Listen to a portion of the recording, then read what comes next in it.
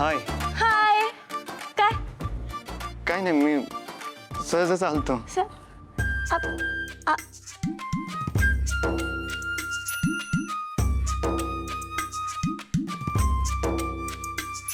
हाय यो इंद्रनील कशाला आलता आपल्या घरात? अगं स्वीटीला दिलेलं लोणचं आहे ना ते त्याला बी आवडलं म्हणत तेच सांगायला आला होता. नक्की लोणचंच आवडलंय का दुसरं काय आवडालंय त्याला? आता आणखीन काय आवडेल त्याला? नाही म्हणजे आपल्या घरात का नाही आवडण्यासारख्या चिक्कार गोष्टी आहेत नाही का? ए शोभे काय बी काय बोलालीस ग? म्हणजे जसं स्वीटीला आपला शुभ आवडतो का नाही तसं शोभे तोंड सांभाळून बोला. अगं आहे म्हणजे सानू एकटीच घरात असताना दुसरा पोरगा घरात येतोय याचा अर्थ काय आम्ही सांगायचा होय तुला? सानिकाला कशाला मध्ये आणतीस ग? ती पोरगी अभ्यास करत बसली होती आणि त्याला काय माहिती आपण घरात नाही ते?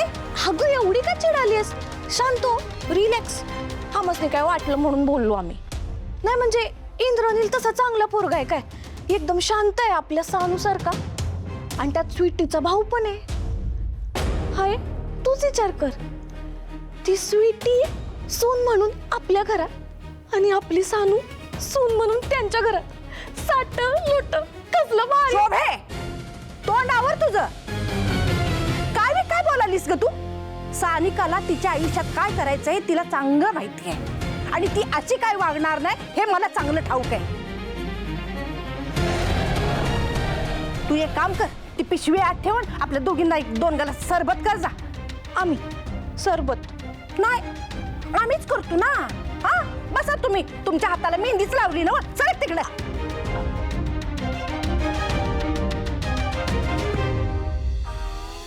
सानू आम्ही काय म्हणतो खरं सांग की आम्हासनी तुला पण आवडतो ना तो इंद्रनील?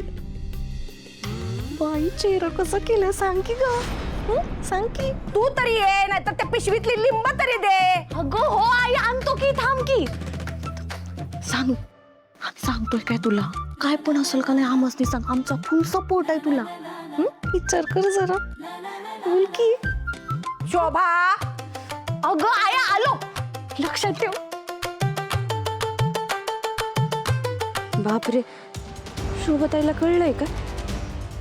आज जर चोरी पकडली गेली असती तर. पण बरं झालं आईने सांभाळून घेतलं. हे असंच होतं माझ्या बरोबर. काही चांगलं करायला गेले ना की नेहमी वाईटच घडतं. माझं नशीबच काय ते फुटकंय. नको का? एक तर मला कळतच नाही हे सगळं झालंच कसं. मी भाषण लिहित होते तेव्हा काही मला झोप आलेली नव्हती. मॅडम शांत व्हा, शांत व्हा. जरा विचार करा आणि मला सांगा, तुम्हाला काय आठवतंय का?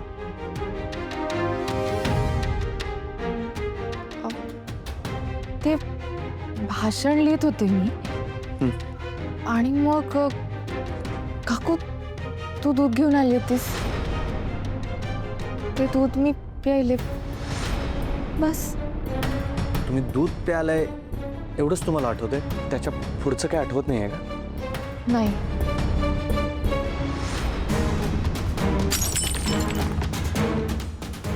काय झालं? चुकून धक्का लागला आणि पडलं.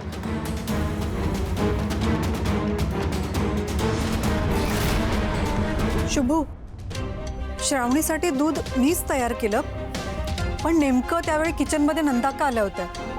त्यांच्या हातून काचेचा बाउल फुटला. मी काच गोळा करायला गेले. हा, आता सगळं माझ्या ध्यानात आलंय. मला अननोन नंबरवरून मेसेज आलेला, त्यामुळे मी बाहेर गेलो. त्याच वेळी अलकनंदा मॅडम किचनमध्ये गेल्या असणार आहेत. तुम्ही दूध श्रावणी मॅडमांनी दिलं. श्रावणी मॅडम त्या दूध पिल्या आणि बेशुद्ध पडल्या. या सगळ्याचा काहीतरी संबंध आहे असं मला दिसतंय. हे अलकनंदा मॅडमांनी केलं नसेल ना? हो शुभू, हे सगळं नंदाक्कांनीच घडून आणलंय. त्याच असलं काहीतरी करू शकतात. मगाशी पण श्रावणीला कसा टोमणा मारला ऐकलंच का? आत्याने पुन्हा एकदा तिचा डाव साधला. पुन्हा मला हरवलं. आता बाबा सुद्धा रागवले असणार माझ्यावर. मी पुन्हा एकदा त्यांच्या नजरेत फेल झाले. मॅडम साहेब रागवणार नाहीत, मी त्यासनी समजावतो. तुम्ही शांत व्हा बघू. हो श्रावणी, तू शांत हो. नको नको असू दे, काय व्हायचं ते होऊ दे. मला खूप राग येतोय स्वतःचा. मॅडम केस पुसले नाही ना, तुम्हाला ताप येईल आणि सर्दी होईल. उद्या साहेबांबरोबर काम करायचं आहे की नाही?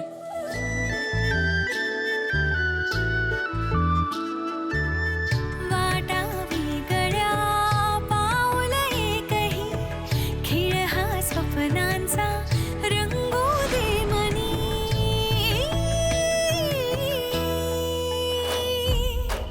झुळका वाऱ्याची शुभ श्रावणी, नटना गोडवा शुभ श्रावणी, ऋतू हा प्रेमाचा शुभ श्रावणी. शुभ आणि श्रावणी एकमेकाशी ज्या प्रकारे वागतायत त्यावरून असं वाटतंय की ह्यांचं नातं मैत्रीच्या पलीकडे गेलंय.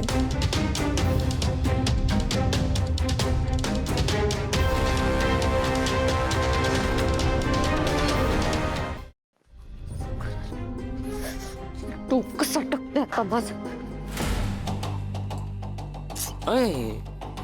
जा रे. काय चाललंय? का रस्ता अडवायलास माझा? काय यार स्वीटी, मी आपल्या दोघांचे रस्ते एक करण्याचा विचार करतोय आणि तू एकी बाजूला. दिस इज नॉट फेअर यार. या खऱ्या स्वीटीला अजून ओळखलं नाहीस तू, म्हणून हे समज करायलायस. माझ्याकडे ना तुझ्यासाठी हे टाइमपास करायला वेळ नाही. ऐक ना, तेच ओळखायला आलोय. पण तू अशी रागवशील तर कसं होईल बरं? एकदा फक्त माझ्याशी व्यवस्थित बोलून बघ, तुझ्या सगळ्या इच्छा अपेक्षा पूर्ण होतील. बंद पडा, शेवटचं सांगलोय, बंद पड. हा जो गोड चेहरा आहे ना, त्याच्यावरती अजिबात राग सूट करत नाही बघा. होय, हाच गोड चेहरा जेव्हा तुझ्या कानाखाली जाळ काढेल का नाही, मग तिखट बी वाटेल. हो का? पण मला आहे ना लवंगी मिरच्या पण लय आवडतात. मला पण सडक छाप मजनूच्या थोबाडीत मारायला खूप आवडतं. असं?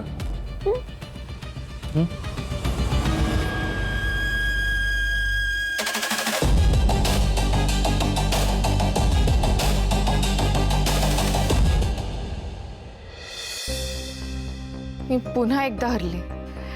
बाबांनी इतक्या विश्वासाने इतकं महत्वाचं भाषण लिहिण्याची जबाबदारी माझ्यावर सोपवली होती आणि मी मात्र त्यांच्या विश्वासाला तडा दिला.